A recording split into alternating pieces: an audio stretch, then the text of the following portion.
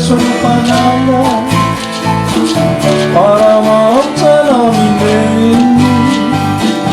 Gora Karuna Swarupaya Radha Krishna Prestayate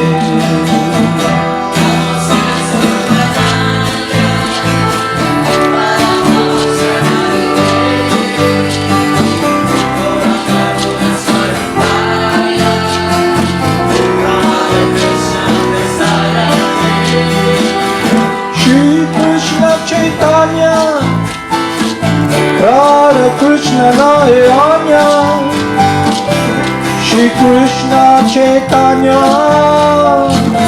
Radha Krishna Nayanya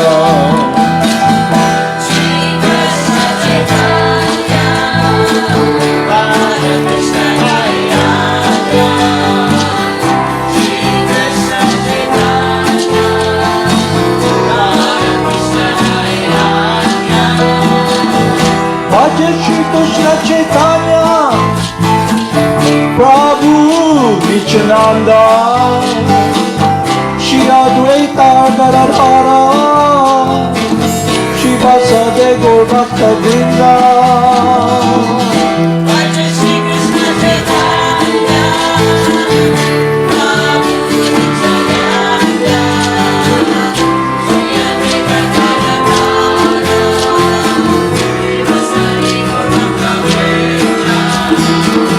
Bhaja Shri Krishna Chaitanya Prabhu Nityananda Shri Advaita Gadadhara Shri Vasudeva Gaur Bhakta Vrinda Bhaja Shri Krishna Chaitanya Prabhu Nityananda Shri Advaita Gadadhara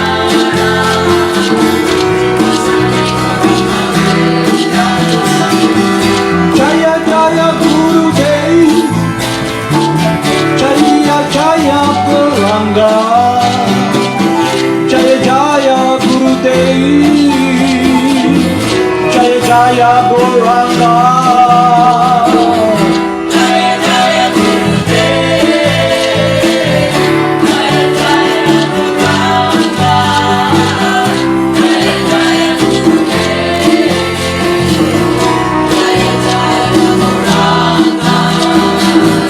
Jaya Jaya Siddhaswarupananda Paramahamsa Jaya Jaya Siddhaswarupananda Paramahamsa Jaya Jaya Siddhaswarupananda Paramahamsa Jaya Jaya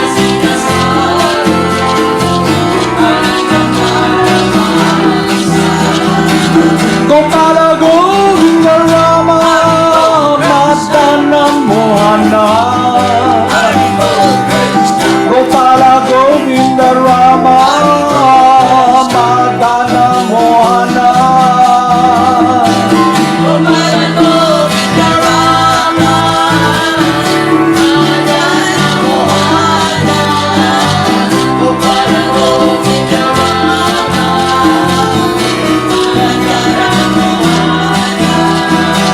Gopala Govinda Rama Madana Mohana Gopala Govinda Rama Madana Mohana Gopala Govinda Rama Madana Mohana Gopala Govinda Rama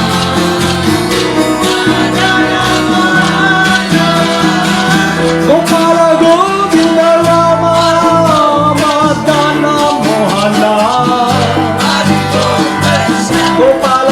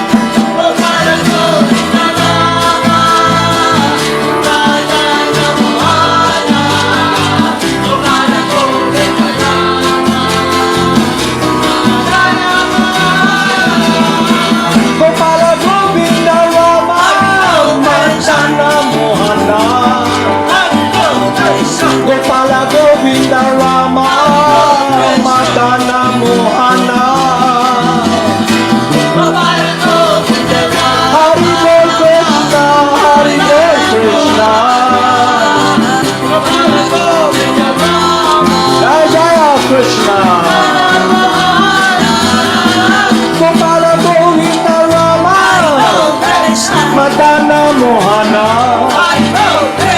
Gopala Govinda Rama, Madana Mohana.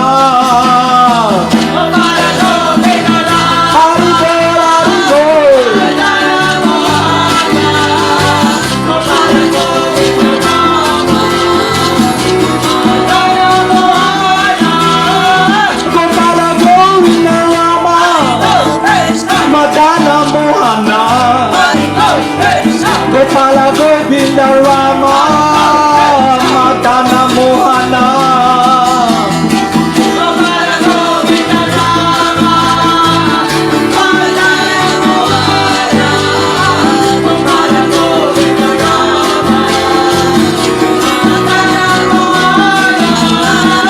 Jaya Jaya Lord Krsna, Jaya Jaya Radha, Jaya Jaya Lord Krishna, Jaya Jaya Radha.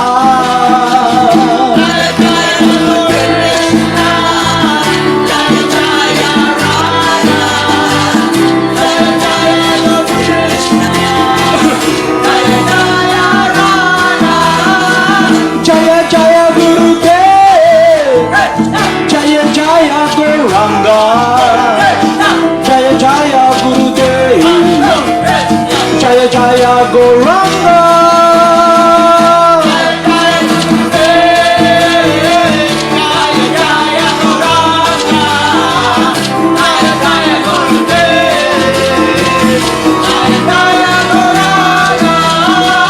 Jaya Jaya Gurudev, Jaya Jaya Gauranga, Jaya Jaya Gurudev, Jaya Jaya Gauranga.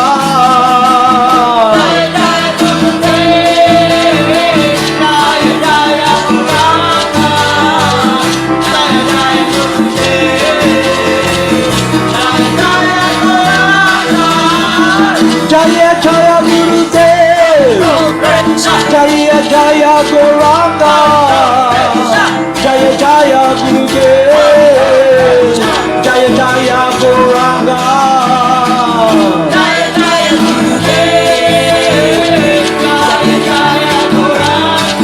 Jaya Jaya Gurudev, Jaya Jaya Gauranga, Jaya Jaya Gurudev, Jaya Gauranga. Jaya Jaya Shila Prabhupada, Jaya Jaya Gurudev, Jaya Jaya Shila Prabhupada, Jaya Jaya Gurudev.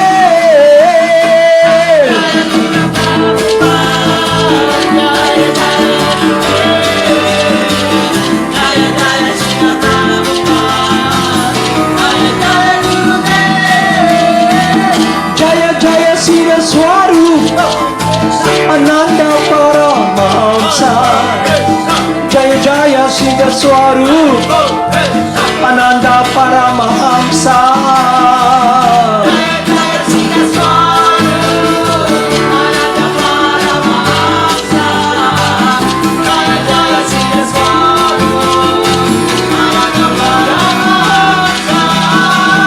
Namo Siddhaswarupananda Paramahamsa Namine, Gora Karuna Swarupaya, Radha Krishna Prestayate.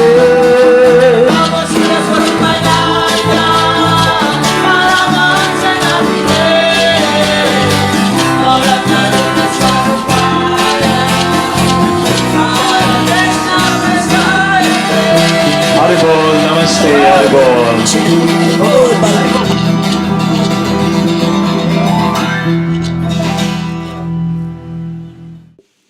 Haribol, Namaste.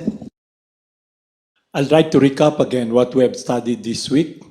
It's about meditation, but the process we do is not by our own strength, but rather it is the descending method coming from Lord Krishna himself. It is God's grace, the transcendental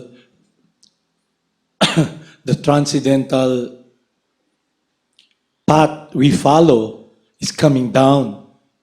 And this transcendental breeze coming down purifies us. The holy names, the pastimes of Lord Krishna his activities, his happiness in relationship with his transcendental loving servants, who are his confidential friends, who are with him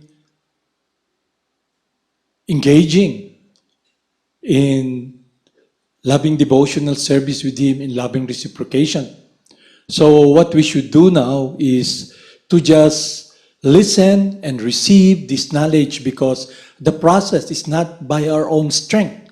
It comes from Lord Krishna. It comes from the desire of his confidential loving friend. So it's their heart's desire that we be focused and be loving Lord Krishna. So now we will read these teachings coming from Srila Rupa Goswami to strengthen, to give us this foundation, not just faith, an assurance that if we follow the process that is coming down and receive it and apply it in our lives, then we will succeed. And the success is that our attraction for that world of love, of doing what is pleasing to God, becomes enhanced. It becomes our life's desire. It becomes our breath. It becomes our what we're living for. Not anymore our selfish interests. So this process itself is purifying, and it gives spiritual strength and real happiness, because we begin to glide towards that word of love, and this miserable world becomes dimmer and dimmer to us. We don't anymore become so much attached or engrossed, but rather we know that we are here temporarily in this body, but because of the service, the connection with the source of happiness, we are able to bypass this futile endeavor to search for happiness, because we are now in contact with this source of happiness coming down. But it entails purification of the mind, the heart, our whole being, our engrossment of this body is eradicated, or we can achieve what the saints and sages are focusing, what all successful individuals who follow this path, meaning we can achieve what they have achieved. We can be resituated in our natural, eternal function as eternally loving servant of the Supreme Person. It is a very personal meditation in our lives. It is an individual endeavor. It is an experience one is able to relish when he listens and follow the path of parampara.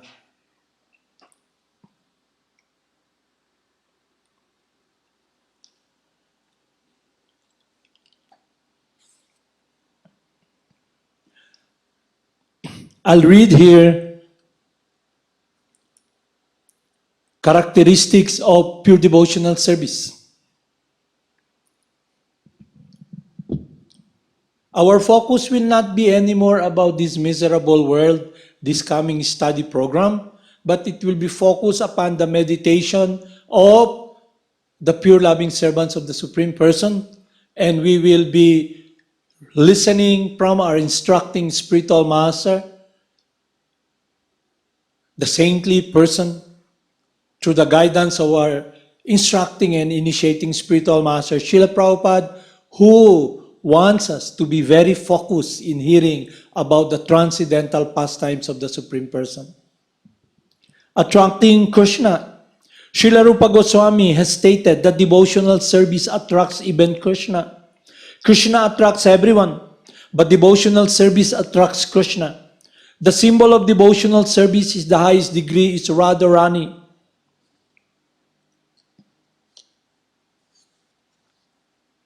Krishna is called Madana Mohana, which means that he is so attractive that he can defeat the attraction of thousands of cupids. But Radharani is still more attractive, for she can even attract Krishna. Therefore, devotees call her Madana Mohana Mohani, the attractor of Cupid. Madana Mohana Mohani. Madana Mohana Mohani, the attractor of Cupid. To perform devotional service means to follow in the footsteps of Radharani, and devotees in Vrindavan put themselves under the care of Radharani in order to achieve perfection in their devotional service. In other words, devotional service is not an activity of the material world. It is directly under the control of Radharani. In Bhagavad Gita, it is confirmed that the Mahatmas or great souls are under the protection of Daivi Prakriti, the internal energy, Radharani. So being directly under the control of the internal potency of Krishna, devotional service attracts even Krishna himself.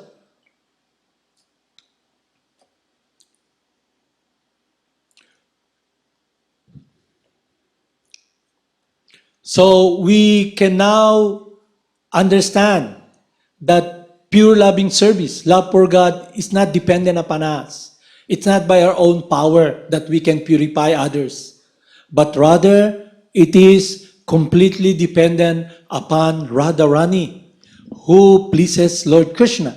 And the opportunity of coming in contact with Parampara is same, because to have a bona fide spiritual master, it is the instruction of Lord Krishna in Bhagavad Gita that one must search out, look for a bona fide spiritual master, and simply surrender to him, follow his instruction. You are surrendering to Lord Krishna, because the spiritual master is not different from Lord Krishna, and it is all connected with pure devotional service.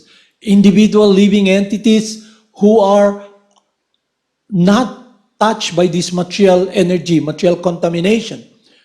The spiritual master, the maid servant of Radha and Krishna, who is the resident of Vrindavan.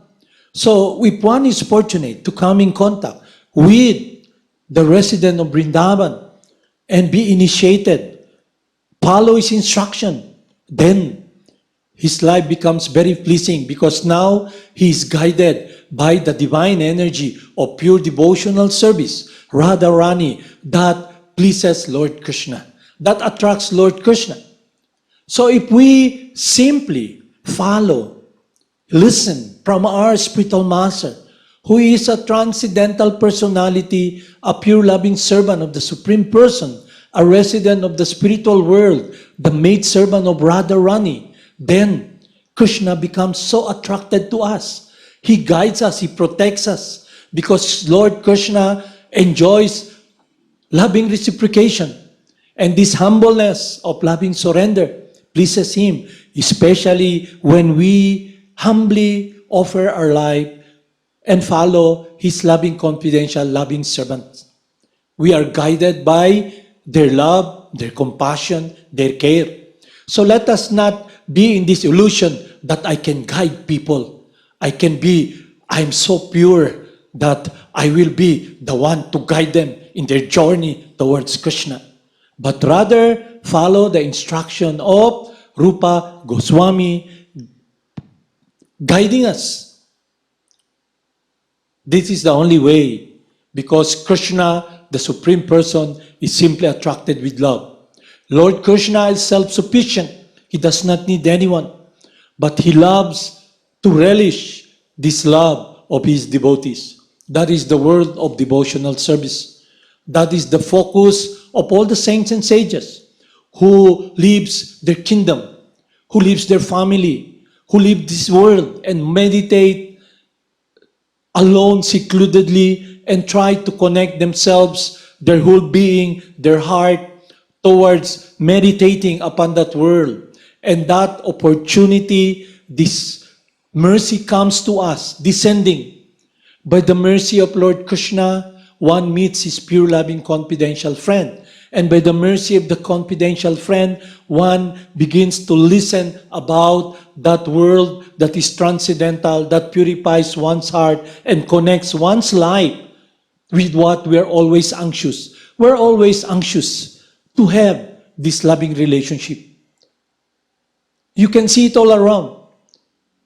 The mother dog, the mother cat, they relish loving reciprocation also with their siblings. So look around. It is an absolute reality that we're looking for love. But the love in this world is very temporary. And it can be reciprocated eternally when we follow this path. Because pure loving devotional service, that word of devotional service is eternally going on. And now, it comes to us, this connection to enter that world with this mercy, this love and care, this unconditional love of Lord Krsna, who wants us to relish this world of pure devotional service. So if one is fortunate enough to come in contact with this pure loving servant, hold it with our lives. It should be our focus, because that is what is eternal. That is what we are always anxious. That will satisfy Lord Krsna. And that's what we're looking for.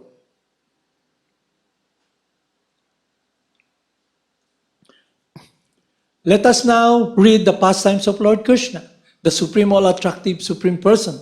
How he relates to his devotees, how he is through the teachings of Lord Krsna himself, descending, coming from Lord Vyasadeva, written by our instructing spiritual master, His Divine Grace A.C. Bhaktivedanta Swami, in English, and advised by our Gurudev, His Divine Grace, Jagad Guru Siddhaswarupananda, that our meditation, our focus should be always in what is pleasing to Lord Krsna. Salvation of Trinabarta.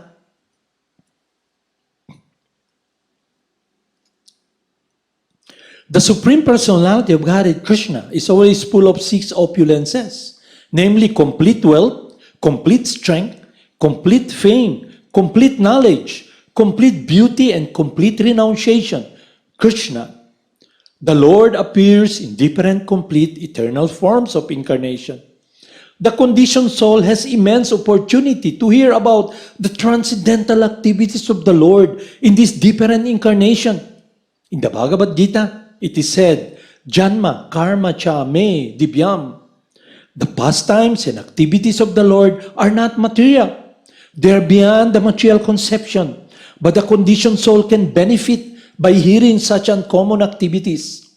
Hearing is an opportunity to associate with the Lord.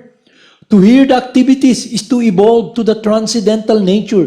Simply by hearing, the conditioned soul has a natural aptitude to hear something about other conditioned souls in the form of fiction, drama, and novel. That inclination to hear something about the others may be utilized in hearing the pastimes of the Lord. Then one can immediately evolve to the transcendental nature. Krishna's pastimes are not only beautiful, they are also pleasing to the mind. If someone takes advantage of hearing the pastimes of the Lord, the material contamination of the dust accumulated in the heart due to long association with material nature can be immediately cleansed. Lord Chaitanya also instructed that simply by hearing the transcendental names of the Lord Krsna, one can cleanse the heart of all material contamination.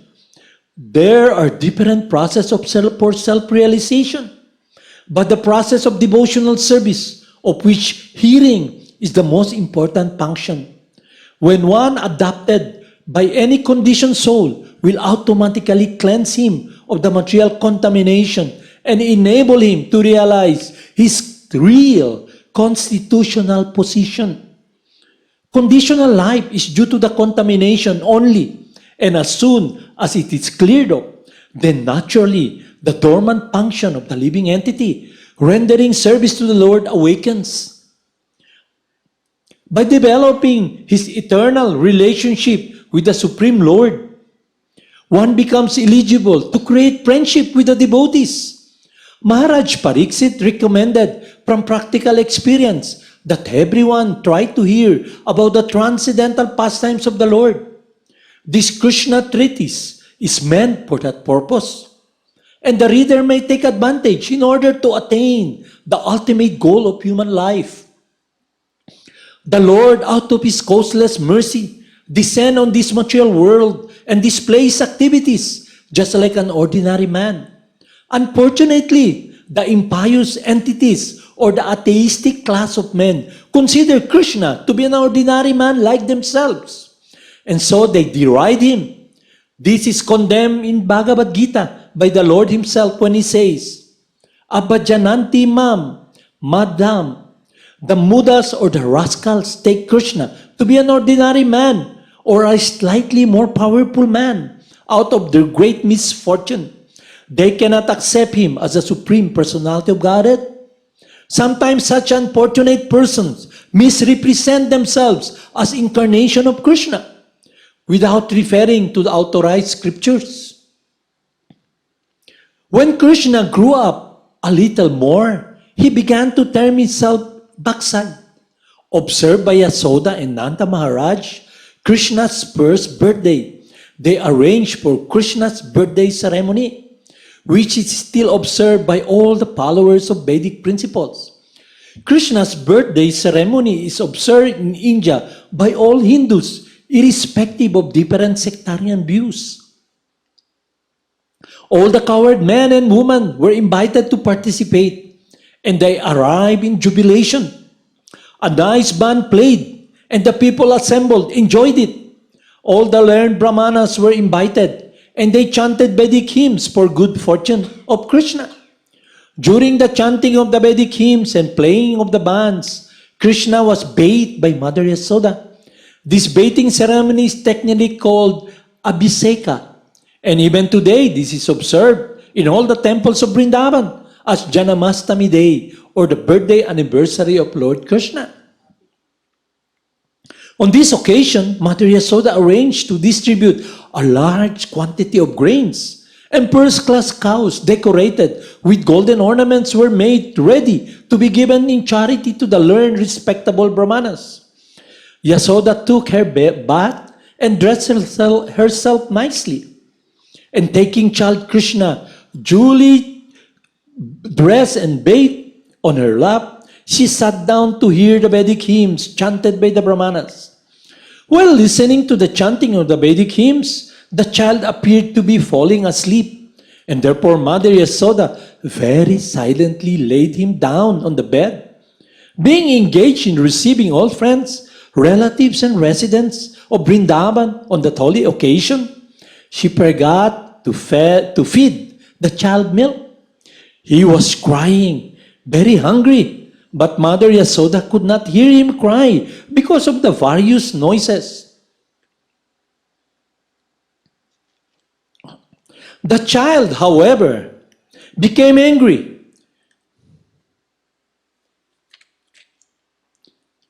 The child, however, became angry because he was hungry and his mother was not paying attention to him. So he lifted his legs and began to kick his lotus feet just like an ordinary child. Baby Krishna had been placed underneath a hand-driven cart, and while he was kicking his leg, he accidentally touched the wheel of the cart and it collapsed. Various kinds of utensils, brass and metal dishes had been piled up in the handcart, and they all fell down with great noise. The wheel of the cart separated from the axle, and the spokes of the wheel were all broken and scattered hither and thither. Mother Yasoda and the gopis, as well as Maharaj Nanda and the cowherd men, were astonished how the cart could have collapsed by itself. All the men and women who were assembled for the holy function crowded around and began to suggest how the cart might have collapsed. No one could ascertain the cause, But some small children who were entrusted to play with the baby Krishna informed the crowd that it was due to Krishna striking his feet against the wheel. They assured the crowd that they had seen how it happened with their own eyes, and they strongly asserted the point. Some were listening to the statement of the small children, but others said, "How can you believe the statement of these children?" The coward man and woman could not understand that the all-powerful personality of Godhead was lying there as a baby, and he could do anything, both possible and impossible, wherein his power. While discussion was going on, baby Krishna cried. Without remonstration, Mother Yasoda picked up the child on her lap and called the learned Brahmanas to chant the holy Vedic hymns to counteract the evil spirits. At the same time, she allowed the baby to suck her breast. If a child could suck the mother's breast nicely, it is to be understood that he is out of all danger. After this, all the stronger coward men put the broken cart in order, and all the scattered things were set up nicely as before. The Brahmanas thereafter began to offer oblation to the sacrificial fire with yogurt, butter, kusa grass, and water. They worshipped the Supreme Personality of Godhead for the good fortune of the child. So they worship Krishna for the good of the child. It's always Krishna. The Brahmanas who were present at the time were all qualified because they were not envious. They never indulged in untruthfulness. They were never proud. They were non-violent. And they never claimed any false prestige. They were all bona fide Brahmanas. And there was no reason to think that their blessing would be useless. With firm faith in the qualified Brahmanas, Nanda Maharaj took his child on his lap and bathed him with water mixed with various herbs, while the Brahmanas chanted hymns from the Rig, Yajus, and Samavedas. It is said that without being a qualified Brahmana, one should not read the mantras of the Vedas.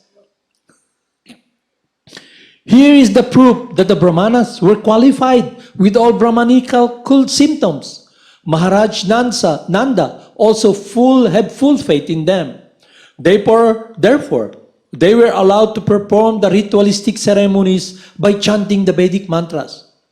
There are many different varieties of sacrifice recommended for different purposes, but the mantras are all to be chanted by qualified Brahmanas. And because in this age of Kali, such qualified Brahmanas are not available, all Vedic ritualistic sacrifice are forbidden.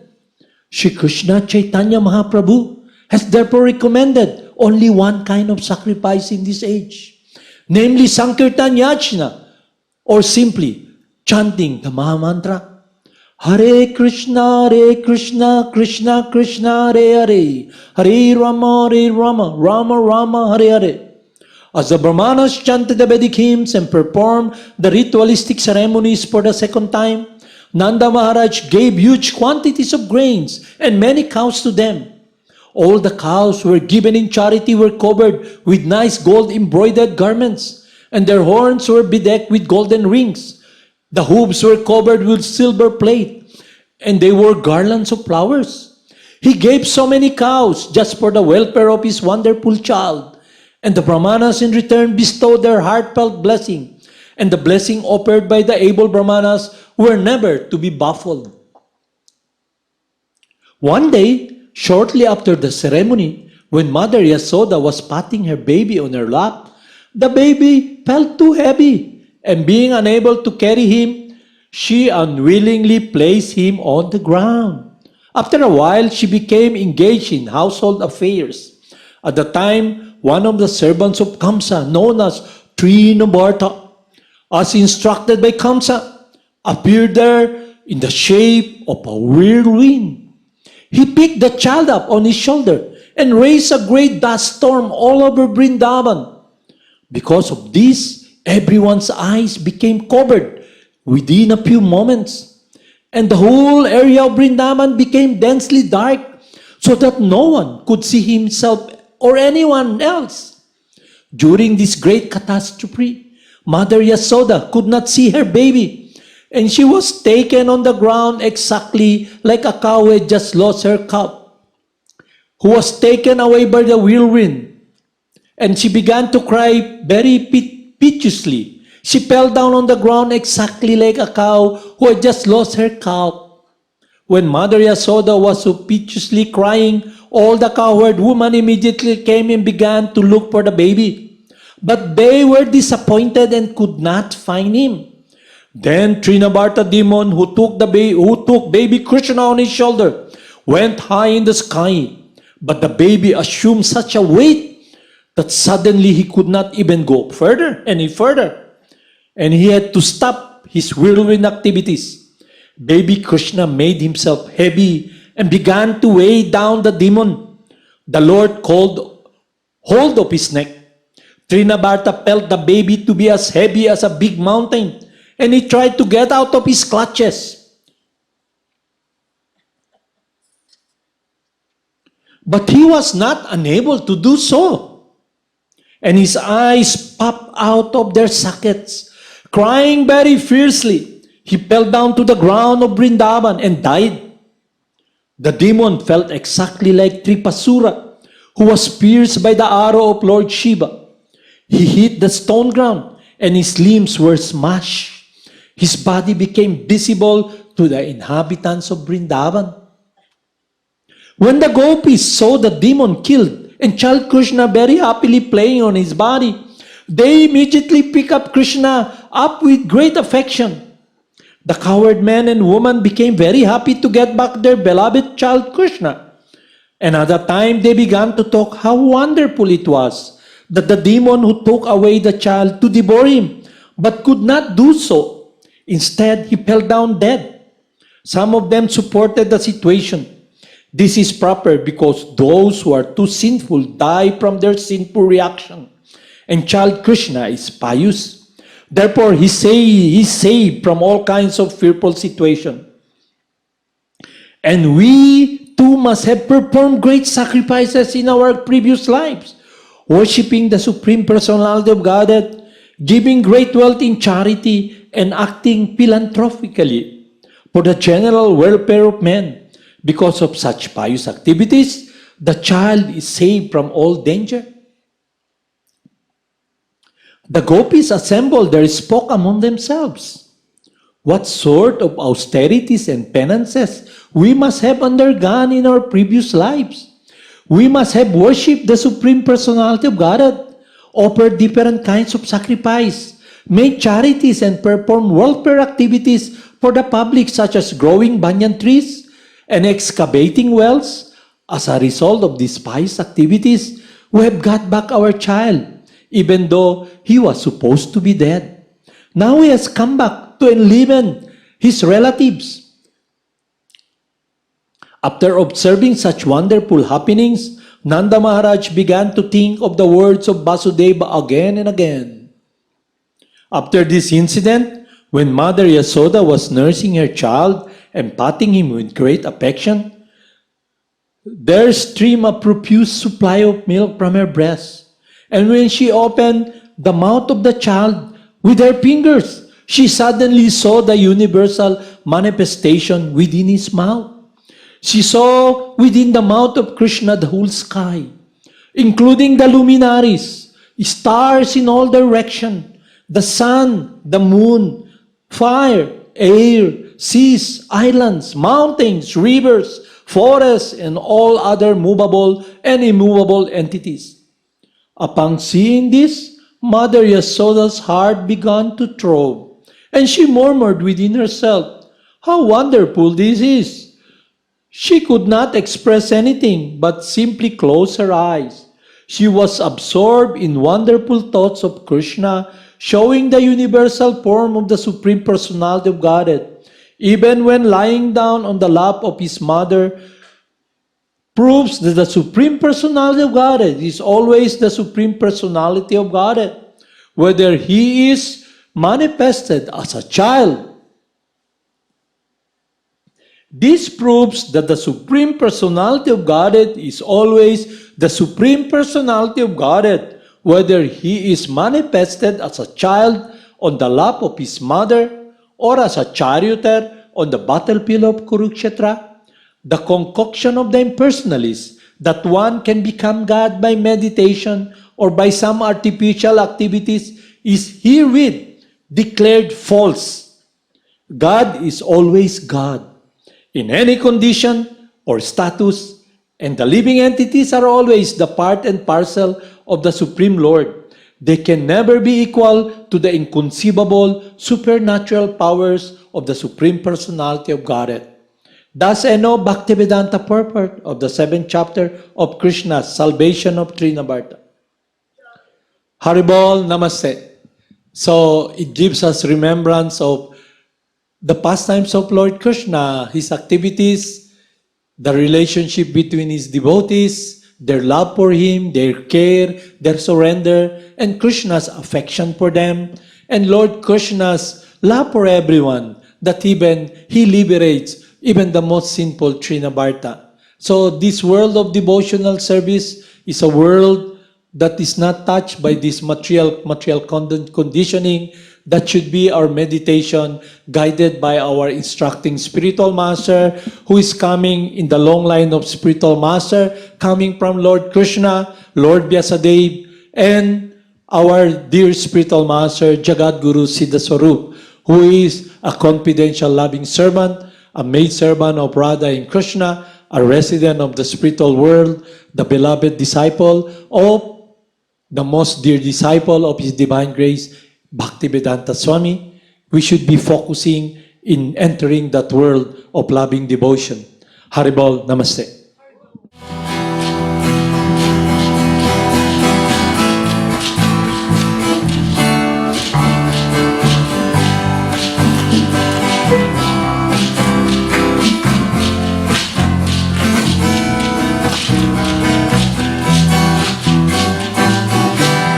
Siddhaswarupananda,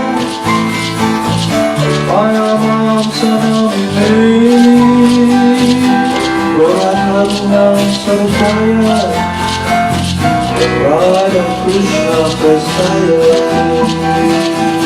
Namo Siddhaswarupananda, Paramahamsa namine,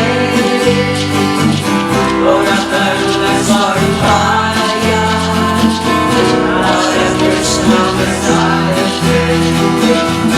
Namo Siddhaswarupananda, Paramahamsa namine,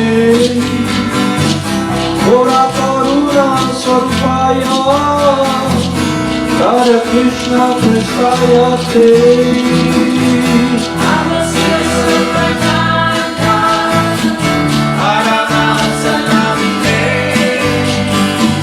Ora Karuna Sarupaya, Radha Krishna Prasaya Te. Jaya Jaya Guru Dev, Jaya Jaya Gauranga, Jaya Jaya Guru Dev, Jaya Jaya Gauranga. Jaya Jaya Guru Dev, Jaya Jaya Gauranga, Jaya Jaya Guru Dev, Jaya Jaya Gauranga. Jaya Jaya Guru Dev, Jaya Jaya Gauranga, Jaya Jaya Guru Dev, Jaya Jaya Gauranga. Jaya Jaya Guru Dev, Jaya Jaya Gauranga, Jaya Jaya Guru Dev, Jaya Jaya Gauranga. Bhaja Shri Krishna Chaitanya, Prabhu Nityananda, Shri Advaita Gadadhara, Shivasada Gaurabhakta Vrinda. Bhaja Shri Krishna Chaitanya, Prabhu Nityananda, Shri Advaita Gadadhara, Shivasada Gaurabhakta Vrinda.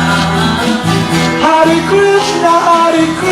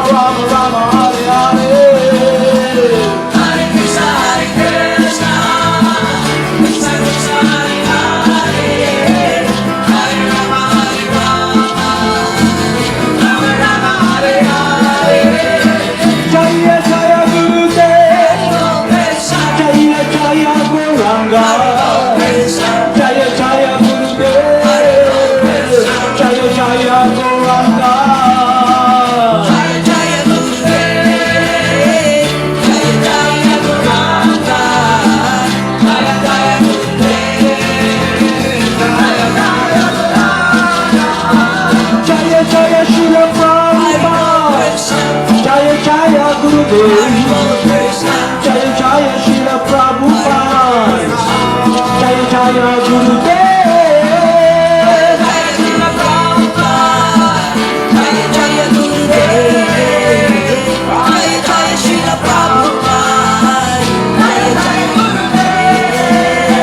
Jaya Jaya Siddhaswarupananda, Ananda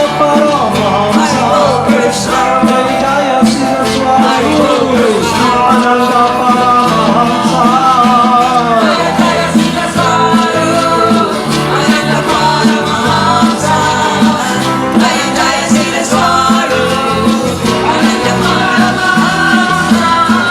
Namo Siddhaswarupananda, Paramahamsa Namine, Gora Karuna Swarupaya, Radha Krishna Kristayate.